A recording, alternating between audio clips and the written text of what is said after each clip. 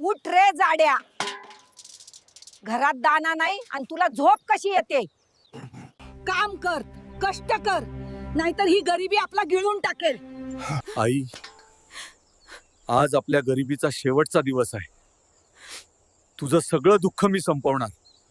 तर काम कुठं मिळेल रे? फक्त एक संधी हवी.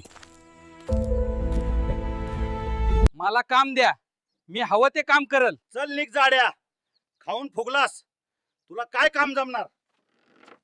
बाबा, मला काहीही काम द्या, मी सगळं करीन. बेटा, या शेतीची नीट मशागत कर, चांगलं पीक येईल.